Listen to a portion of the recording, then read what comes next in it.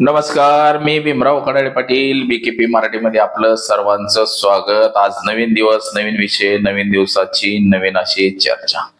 आज चर्चा घेऊन आलोय म्हणजे इंदापूर तालुक्याच्या सुरवडच्या पुढं म्हणजे सराटी या ठिकाणी टोल नाका सुरू झालाय आणि हा टोल नाका या टोल नाक्याला फक्त 5 किलोमीटर पर्यंत सूट देण्यात आलेली आहे। म्हणजे बावड्यापासून एक 3-4 किलोमीटर वरती असलेला हा टोल नाका एकंदरीत महाराष्ट्र शासनाचा हा अन्यायकारक टोल नाका असं म्हणावं लागेल।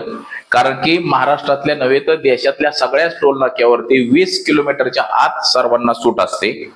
आता जर हा टोल नाक्याला 5 किलोमीटरची जर सूट असेल तर 5 किलोमीटर सोडून 6व्या किलोमीटरचा माणूस म्हणजे सुरवड 6-7 किलोमीटर वरती येतं। जर सुरवडच्या माणसाला गाडी घेऊन जर पलीकडे जायचं म्हणलं अकलूजला तर त्याला 130 रुपये जायला टोल भरावा लागणार आहे आणि यायला निम्मा टोल म्हणजे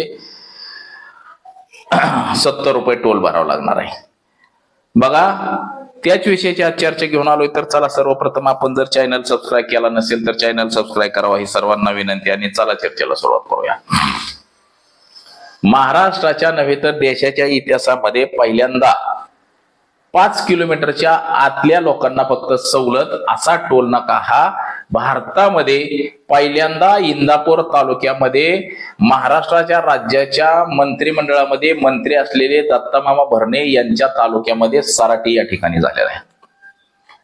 आता हा टोल नाका संत तुकाराम महाराज पालखी महामार्ग आहे। जवळपास पुण्यापासून म्हणजे सासवड पासून हा रोड इंदापूर पर्यंत आलेला आहे आणि इंदापूर तालुक्यामध्ये पूर्वीचाच एक सरडेवाडी या ठिकाणी टोल नाका आहे, दुसरा सराटी या ठिकाणी झालेला आहे आणि तिसरा टोल नाका देखील बारामतीच्या पुढे टोल नाका आहे। आता तो सध्या चालू झाला नाही, परंतु हा एक टोल नाका चालू झालेला आहे। या टोल नाक्याला फक्त 5 किलोमीटरची सवलत देण्यात आलेली आहे। म्हणजे बावड्यापर्यंतच्या लोकांना आधार कार्ड पाहून सोडलं जातं, मात्र बावड्याच्या पुढे जे सुरवड येतं, वडापुरी येतं, इंदापूर येतं, आज वडापुरी असन, काटी असन, नेमगाव हे जे जवळपासची जी गावं आहेत, समजा सुरवडच्या माणसाला म्हणजे 6-7 किलोमीटरच्या माणसाला जर अकलूजला जायचं, आता त्या जवळपासची जी लोक आहेत म्हणजे सुरवड, बावडा, गणेशवाडी, लाखेवाडी, वडापुरी हे जी गाव आहेत, ह्या गावांचं सगळं बाजार हाट हे अकलूजला म्हणजे इंदापूर पेक्षा ही लोक अकलूजला जास्त प्रमाणामध्ये जात असतात आणि अकलूज सोमवारचा बाजार असतो, रविवारी इंदापूरचा बाजार असतो, परंतु जनावरांचा जो बाजार आहे म्हणजे शेळे, मेंढी किंवा मोठी जनावर ह्याचा जो बाजार आहे तो अकलूजला बाजार आहे, इंदापूरला याचा बाजार नाही। तर या बाजारावरती जनावर जर शेतकऱ्याला घेऊन जायचं म्हटलं तर अगदी 6 किलोमीटरच्या माणसाला जर आपली गाई जर किंवा जर्सी, म्हैस, शेळ्या जर पलीकडे घेऊन जायचं म्हणलं अकलूजच्या बाजारावरती तर बघा त्याला जाताना 130 रुपये टोल द्यावा लागणार आहे 6 किलोमीटरला आणि माघारी येताना त्याला निम्मा टोल म्हणजे 70 रुपये टोल द्यावा लागणार आहे। म्हणजे 70 आणि 130 200 रुपये टोल हा फक्त अकलूजला जायला आणि यायला द्यावा लागणार आहे। म्हणजे हा टोल किती अन्यायकारक आहे। म्हणजे 6 किलोमीटरला 200 रुपये टोल द्यायचं म्हणजे महाराष्ट्रात नव्हे तर देशामध्ये हा सगळ्यात भयानक असा टोल नाका इंदापूरच्या सराटी या ठिकाणी झालेला आहे। आता हे गणित असं म्हणावं लागेल की दत्तामामा भरणे यांनी बघा कार्यकर्त्यांची भरायची झोळी आणि इंदापूर तालुक्यातल्या जनतेची करायची होळी असं दत्तामामा भरणे यांनी हे सगळं ठरवलेलं आहे।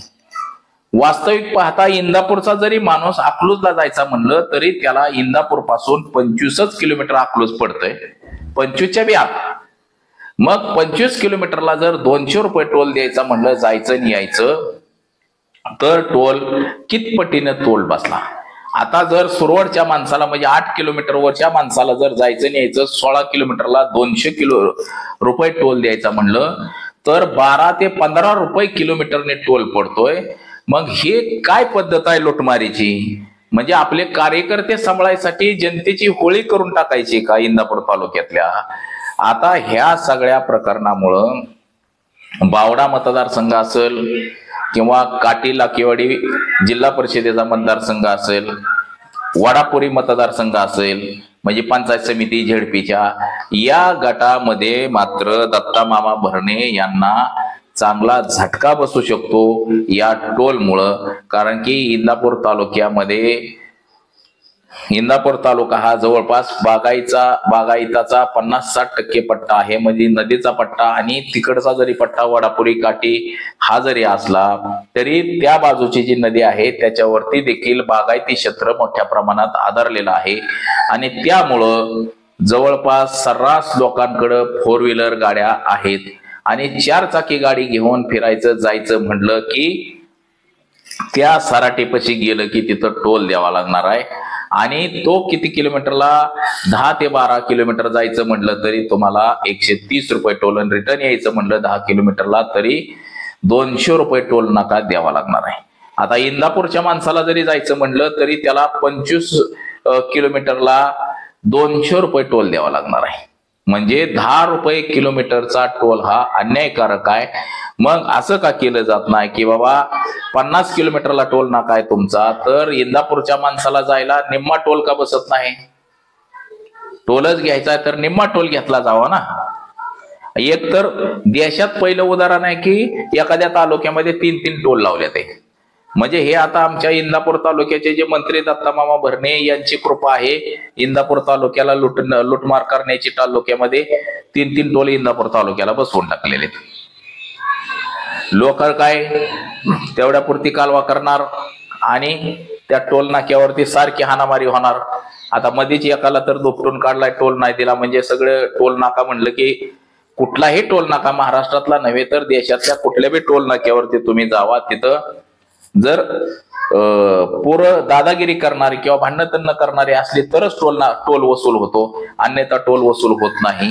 हे देखील तेवढं सत्य. परंतु महाराष्ट्र राज्याचे गृहमंत्री होते RR पाटील, त्यांनी त्यावेळेस बघा ज्याच्यावरती केसेस आहेत त्यांना टोल नाक्यावरती कामावरला घेऊ नका असं देखील त्यांनी सांगितलेलं होतं. परंतु हे नियम कितपत पाळले जातात हे देखील बघणं गरजेचं आहे. परंतु सराटीचा हा टोल नाका एकंदरीत अन्यायकारक आहे असंच इंदापूर तालुक्यातल्या जनतेला देखील वाटतंय आणि तो अन्यायकारकच आहे. म्हणजे इंदापूर तालुक्यात 20 किलोमीटर म्हणजे टोल नाक्याची जी हद्द आहे 20 किलोमीटरच्या लोकांना टोल माफ, तर ती अट 5 किलोमीटरवरनं 20 किलोमीटरवरती न्यायला पाहिजे. तरच इंदापूर तालुक्यातल्या लोकांना त्या टोलची सवलत मिळेल. आणि इंदापूर तालुक्याचे आमदार दत्तात्रय भरणे यांना इंदापूर तालुक्याचं काम करण्याचं किंवा तालुक्याच्या जनतेची काळजी असंच एकंदरीत म्हणता येईल. फक्त रस्ते बांधून तालुक्याचा विकास होत नाही, तर त्याच्यासाठी प्रोजेक्ट आणावं लागतात मोठे मोठे, तरच तालुक्याचा विकास. रस्ते आणणं म्हणजे आपले बगल बच्चे जे छोटे छोटे कार्यकर्ते छोटे छोटे ठेकेदार निर्माण केलेले आहेत यांचं पोट पाणी भरणं असाच त्यातून एक उद्देश असतो. कामं मंजूर करून आणणं, रस्ते मंजूर करून आणले, समाज मंदिर अमकं तमकं मंजूर करणं म्हणजे कार्यकर्त्यांना ही कामं दिली जातात. कार्यकर्त्यांचं पोट पाणी भागवायचं काम हे यातून असतं. तसंच हे टोल नाक्याचं देखील आहे की टोल नाक्याला जरी बसवला तरी तिथं आपलेच बगल बच्चे तिथं बसवायचे आणि त्यांचं पोट पाणी भागवायचं. अशाच पद्धतीचं सध्या तरी हे काम दिसतंय. परंतु हा अन्यायकारक टोल कधी बंद करणार दत्तामामा भरणे हे सुद्धा बघणं गरजेचं आहे. तर आज एवढंच. कॅमेरामन अनिकेत सह मी भीमराव कडाळे पाटील, BKP मराठी, इंदापूर, पुणे.